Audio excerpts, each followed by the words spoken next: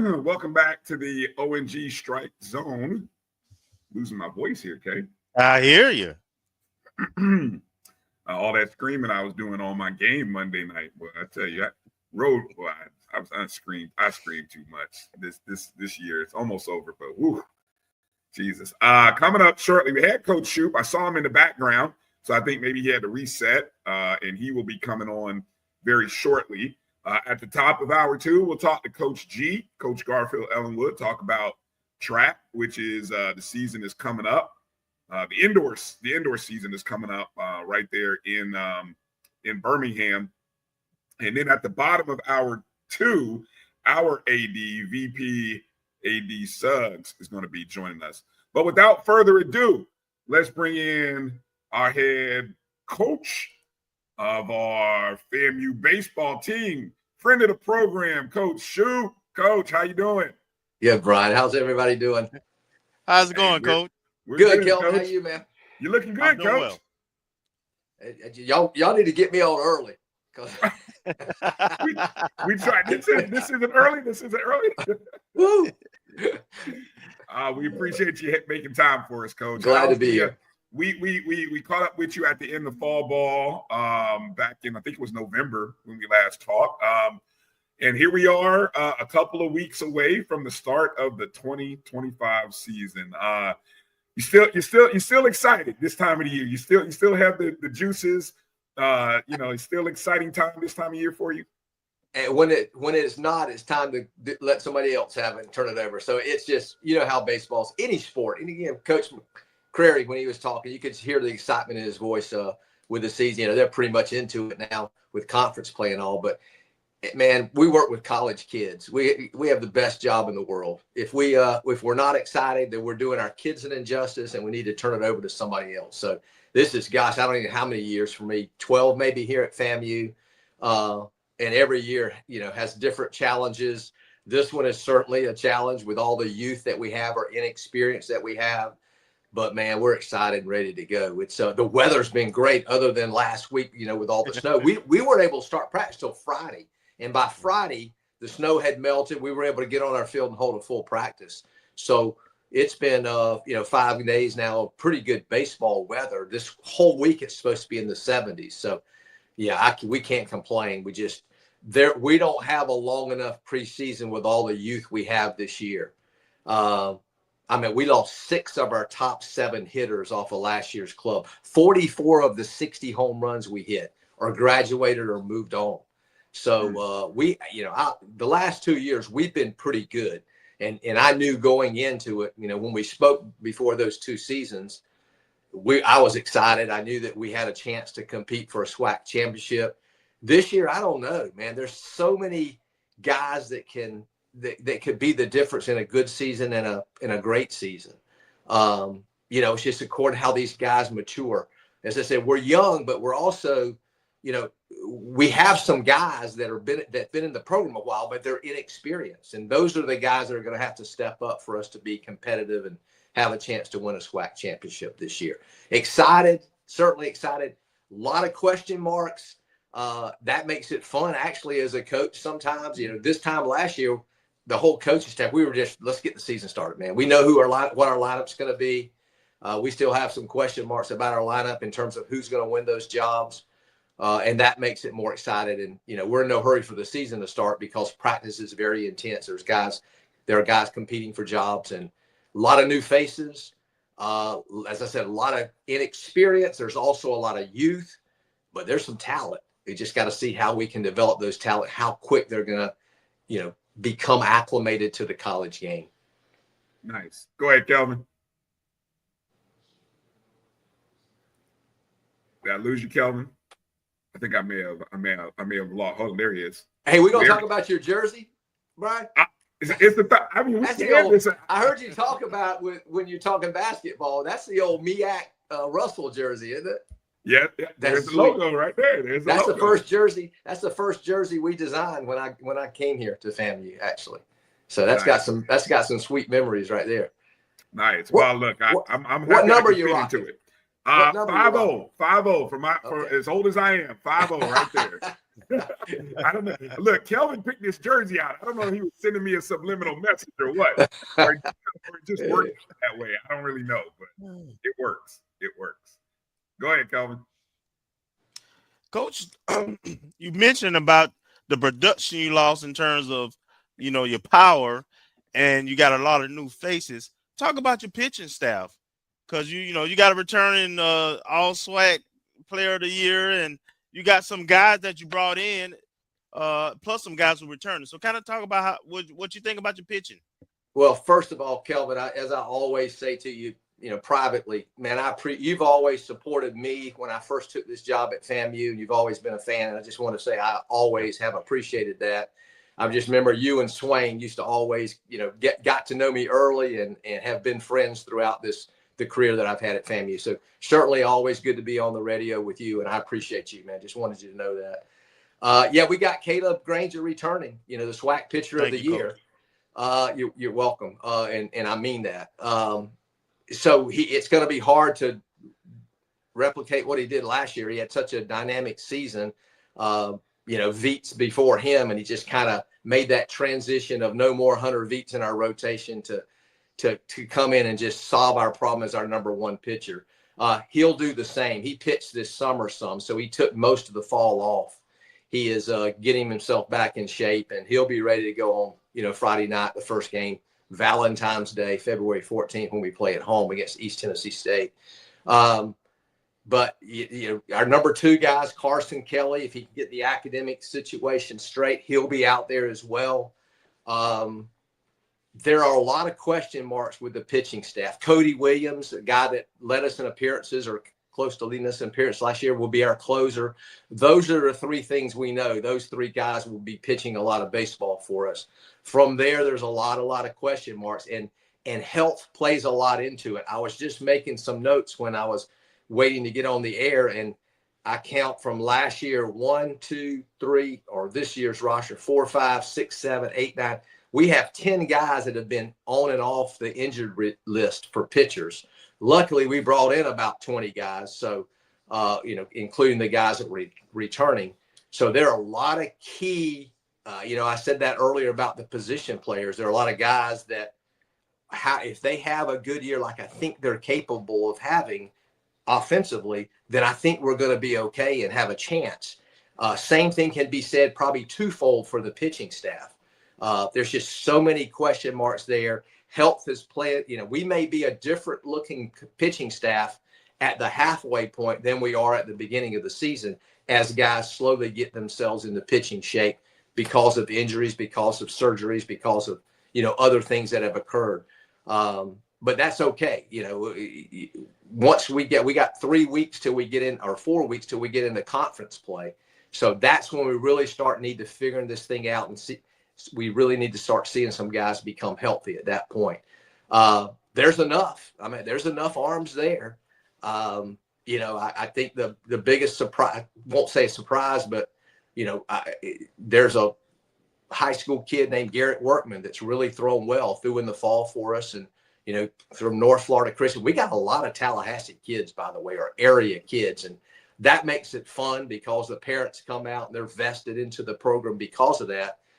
It's also a great indicator of what great coaches we have. I've got a freshman that's going to play the infield and got a chance to hit in the middle for us, named Jay Campbell, that played at Leon High School. Robbie Zimmerman, the coach there, has always done a good job of developing players. But it's good because when you get kids that come from good programs, North Florida Christian and Mike Posey, Garrett Workman, the pitcher I just mentioned, is from there, along with Brandon Walker, who transferred from Florida State, Caleb Granger, who is our number one, Hanselman, Trevor Hanselman, who's another injury guy that can be a key for us this year. There's just a lot of kids that come out of the North Florida, Christian program, and those kids are well coached. Those kids know how to play the game. So a lot of question marks, a lot of injuries that need to start, getting healthy. Kids with the injuries that need to start getting healthy. They are. A lot of them will start facing hitters again next week for the first time. But there's enough there. If it comes together, it could come together very, very nicely. And I can say the same thing about about the position players. But you never know. With youth, with inexperience, you never know how kids are gonna play when the lights come on, when the umpires show up, and when the fans start sitting in the seats. So that's the fun part of it. For us as coaches, it's fun. It's more of a challenge, which motivates us as coaches. You have to work a little harder, although you try to always work hard. This team this season is going to be different than the last couple of seasons. So with that, I'm excited about it. I'm just excited to see how these kids compete. And, it makes us as coaches bear down more to do our job the best we can to bring out the best in these kids. Because here's another good example. Will Brown redshirted last year because of injury. He played outfield and second base for us 2 years ago on the SWAC championship team. Remember, we moved him into second base for the tournament. We turned like 5 double plays or 8 double plays in 5 games in the tournament. He's back healthy, playing second base again, and looks very good. Offensively, he's battling for the leadoff position right now. He could be a very dynamic player. He's got big shoes to replace our leadoff guy for the last 2 years, and Ty Jackson, and I've said it before, I'll say it probably till I leave this planet. He's the best leadoff hitter, the best competitor that I've ever coached, including my years at Florida State. I mean, the guy was just a beautiful baseball player, playing for the Savannah Bananas right now. Right. So Will Brown's got a chance to fill those shoes pretty nicely. Very similar in build, and a very good infielder as well. So just Will Brown's a perfect illustration of what we're going to have this year to be successful. Jose Figueroa at first base. He played, when Greco went down for several weeks with injuries or illnesses, Figgy played well, hit a couple of home runs for us, switch hitting, first baseman, bigger kid. Another question mark. We got Jay Niles returning at shortstop. He's had a great career for us. Very good defensive player. We've got Jay Campbell, the freshman I mentioned from Leon, that's fighting with Matt Perez, another freshman, happens to be a redshirt freshman that we just redshirted. He could have played last year. We just redshirted him because I didn't want him to lose at-bats because we had Haydamoto at third that played pretty well for us, played a 4-year starter for us in the infield. Ben Kim's back in the outfield, hit a couple of home runs. Jordan Brown is back in the outfield. We brought in a couple of transfers that should help us. Justin Cruz, center fielder from TCC. He also is a right-handed pitcher, sidearm pitcher. I've always got to have a sidearm guy that pitches. The freshman class is as talented as any freshman class I've ever been in. That's the good point. The bad side of that is they're freshmen, so you never know how they're going to play. It could be a completely different lineup, just like pitching staff at the halfway point than it is right now, because I'm going to give some of these guys a chance, the Ben Kims, the Jordan Browns, the kids that are very capable that were playing behind Bastardo last year, that you're not going to get a whole lot of at-bats playing right field when you got a guy that can hit double-digit home runs for you. Ty Jackson, those guys that are guys you just go to the ballpark and you can fill out, anybody can fill out the lineup, where they're going to play and where they're going to hit. They're going to get the chance first, and some of these, they don't fulfill what the expectations are for our program. And these freshmen are sitting there chopping at the bits to get at-bats and get some playing time and get some growth. But it's a talented there's about 7 or 8 freshmen in this class, a huge freshman class, and a very, very talented freshman class. Josh Bell, Trey Kraft. I know I'll leave somebody out. Cam King. Cam King looks like a big leaguer. Just got all kind of talent. He's a two-way guy too, outfielder and a pitcher. Came in as an infielder. We moved him to the outfield. Justin Lopez is as good a defender as I've had as a freshman coming in. So he'll get some playing time in the infield at the worst, a defensive replacement, and he'll push some people as well. I mentioned Jay Campbell. I mentioned Matt Perez. Pitcher named Wellington Heen has got a great arm that's got to get himself ready. He's 6'5". He's a big kid. 6'5". He's a big old boy, no doubt. He really is. Cam King is big kid as well. Trey Kraft is a big kid, left-handed hitter, first baseman. I mentioned him earlier as a freshman. We got some junior college kids that are coming in. A couple of local kids, Caden Slappy that played at Lincoln, went to junior college and came back. Adam Parzik, who played at Lincoln, went to a junior college and came back. Colton Riles, who played at Louisiana school that was like 12th in the country, Louisiana Lafayette last year, and transferred back into us. So there's enough there. Again, it's just going to be key how well we get guys healthy and how quick we can figure out what our lineup should be. I'm sorry, how quick they figure out what our lineup's going to be. Go. We tell them all the time, we don't make the lineup. You do that based on your practice and based on your play. So a lot of question marks, a lot of jobs that are being fought for right now, and that makes it fun again and exciting as well. And I mentioned all those guys, and I forgot to mention coming back our other. You mentioned Caleb as a preseason all something SWAC performer. I told you we lost 6 of our 7 top hitters last year. The one we didn't lose was Brody Popple, who had 7 home runs last year. I think he's the best catcher in Tallahassee, and that includes the other school in Tallahassee, Florida State. So I just think he's that talented. Switch hitter, runs, plays the game hard, very good catcher, very good throw and catch guy, works the pitchers well. I mean, he's a great player. He's got a chance to be very, very good. So, yeah, there's enough there. We just got to see how quick they develop and again, figure out what our lineup's going to be. Because this time last year, I could tell you the top 8 guys. This year, I got no idea. I have no idea what our lineup's going to be. And I'm waiting for them to figure it out to let me know what the lineup's going to be. This is what I love about you, Coach. I'm sitting, hey, Kelvin, I don't know about you, but I'm sitting here scrolling through the roster, checking off names. This is how, look, I hope y'all around the nation appreciate Coach Shouppe, because Coach Shouppe just ran through 20. I mean, look, a baseball roster, you got about 30-something people on it. Coach Shouppe just ran about through 20 guys, 7 freshmen, the entire Coach, hey, I love it, man. Hey, and there's going to be some of the players that are mad at me. They're listening because I didn't mention. I'm sure they're like, Coach, you forgot about me. Coach, what about me? Hey, make me remember you then. Let's go. There you go. I love that. There you go. Hey, we also got another catcher too, because you got to have at least 2. We got several guys, but another junior college transfer, Ethan Miller, that will back Brody up, and he'll get a lot of time back there. He's a very good player as well. So there are a lot of guys that are capable. So it's again. The other thing is the league's pretty good this year too. Yeah. Let's talk about that, because I want to get into the schedule here a little bit while we got you here. Because I'll get into talking about the season opener here. But obviously, hold on, I got some graphics here. Okay, so first thing I want to talk about the SWAC tournament this year, moving to Birmingham, Alabama, away from Atlanta after the last couple of seasons, moving to Rickwood Field. And by the way, ladies and gentlemen, Coach Shouppe broke that on our show last time, by the way. Just going to put that out there. Hey, you guys, and I told you I played on that field when I was in the old Southern League against the Birmingham Barons on that field a few years ago.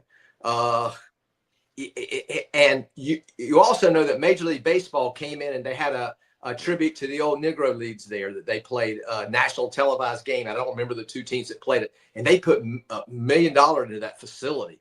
Yeah, so $2 million. I think there's a problem with the lights that they're trying to fix. So once they get that fixed, I understand it's a little different than when I played in it 40 years ago. So I'm sure. But we're excited about that. I don't think it's set well with us having to use another college team's venue to have our tournament. I don't think it's set well with a lot of coaches. But that's going to be exciting. That'll be fun. I just hope these kids that I mentioned come through so we can make our trip there as well. So also too, and I hope I don't know if I hope maybe I'm gonna say I hope AD Suggs is not listening right now, but there's a good chance, and if she is, I apologize in advance for breaking this as well. But she's on after me tonight, right? No, she's Coach G. There's a gap. There's a gap. She's after you. But well, if she's mad, y'all give me a heads up text later, okay? So I know what time to get in tomorrow morning. But there's a good chance she's working on it, and she Angie does a great job with facilitating things, and I think that she'll, with the help of a few other people, make this happen. But there's a good chance our last game of this series of the season at Alcorn State is going to be moved to Minneapolis and playing in the Twin Cities there. I understand that the mayor of Minnesota is a Rattler, St. Paul. They've been trying to make this happen for a couple of years, but I think this year may be the year that happened. Once, what was it, in 2015, we played in Fenway Park in Boston. We played 2 games in Pawtucket, the AAA field, and that was a lifetime memory for a lot of kids on our team and for all our coaches as well. Brian Henry, my pitching coach at the time, was, he's the coach at Tallahassee State College, not TCC, but TSC now. And he said, Coach Shouppe, I'm going to go to the mound and talk to the pitcher. I said, that's fine. He said, you mind if I take my phone and take a selfie? I'm like, let's don't do that, Brian, because he was at Fenway Park. But we're going to get a chance, hopefully, to play 2 games in the St. Paul Saints AAA Stadium and for the Twins, and then 1 game in, I'm drawing a blank on the name of the field. Target Field or something I think it is. I think it is Target. I don't know if it's still Target, but it used to be. I think it is. And 1 game there, and that's going to be a lifetime experience for these kids, for these coaches and these kids. So that's the kind of thing that makes you smile as a head coach, to provide these kids with an opportunity to make lifelong memories. So super excited. Hopefully that will happen. There's a good chance, I feel like, that's going to happen. With our AD, she'll make it happen, I feel like. But again, y'all text me if she's mad at me. Kelvin will. So I know if I need to hide in the morning or not. Hey, also regarding the schedule, new format in the SWAC this year. Yeah, everybody plays everybody. Finally, I've been rooting for this to happen. I noticed when I looked at the schedule, the one team we don't play this year is Southern. So I'm sure that will rotate. So we basically have 10 series, 10 3-game series. So 30-game season. We play everybody 3 games. What's your you like the format? What's your thoughts here? And then we don't play Southern this year. Correct. Yeah, I like the format. We'll play Southern actually in the Andre Dawson tournament, which will be the second weekend of the season down in Vero. I like it. I think it's this may sound bad, but I think it's easier for the Eastern Division, because I felt like the Eastern Division with us and Bethune-Cookman and Jackson State and Alabama State, that's a tough road to play those teams 6 times. So I'd much rather play, and they'll probably sweep us for me saying this, but I'd much rather play Bethune 3 times and Alcorn 3 times than I would want to play Bethune 6 times and not play Alcorn State. So Alcorn. So that's the kind of thing you're looking at now, but you got to still go play the powerhouses from that side. I think the conference is going to be very, very good. Jose, I know, is a friend of mine at Alabama State. He likes his club. I can tell by the way he talks. Johnny he said he could probably run 2 clubs out there at Bethune-Cookman. He likes his club. Omar at Jackson State ain't saying a word, so that really scares you when he don't talk, because he's pretty loaded when that happens. And then the other side, Grambling's always with Pierre. They're always going to be good. Southern's always going to be good with their coaching staff.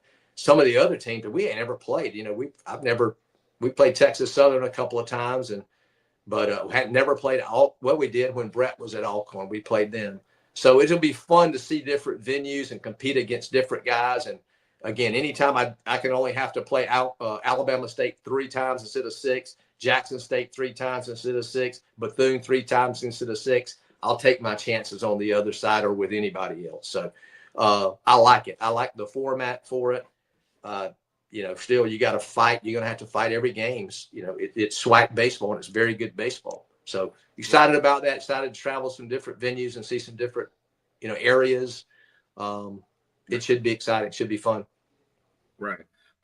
So before we let you out of here, Coach, let me just let people know, Rattler Nation, the season begins, as you mentioned, Friday, February 14th versus UT Martin at Moore Kittles, 4 p.m., part of a 4-game series. Correct. Where we play Friday, 4 o'clock Eastern. And that's a great weekend, by the way, Rattler Nation. You guys got to get there, because I think we've got our basketball homecoming going there. I think softball's even playing that weekend. So it's a great opportunity to get up to FAMU in a couple weeks. Take the wife or the husband up there. Get a hotel while they're cheap and they're not homecoming prices. And enjoy a great weekend in Tallahassee. Spend Valentine's Day supporting not only FAMU baseball but all of our other sports that'll be happening there in Tallahassee. So that 4-game series starts Friday afternoon, 4 o'clock. Then we've got a doubleheader on Saturday at 1 o'clock and 4 o'clock. And then the Sunday finale is a 1 o'clock game. And then we even have a game on Tuesday the 18th against University of North Florida. So you open the season with 5 games, and then you travel to Gainesville on a Wednesday. So that's the first start to the season. And then you go down to Vero Beach, Coach, for the Andre Dawson Classic on February 21st, taking part at the Jackie Robinson Training Complex, a beautiful ballpark. Had the pleasure of coming down. I think I definitely will be there for that one, at least on Saturday. We play, as you mentioned, we play Southern on Saturday night, 7 o'clock. And actually, I think we played a night game. We play Friday night against Missouri, SEC opponent. So we basically play Florida then Missouri, back-to-back SEC opponents, if I'm not mistaken. Yes. Yeah. And Southern on Saturday night, and then Sunday afternoon against Alabama A&M. Correct. So. Yeah. We're excited. I tell you what, you mentioned opening day, Valentine's.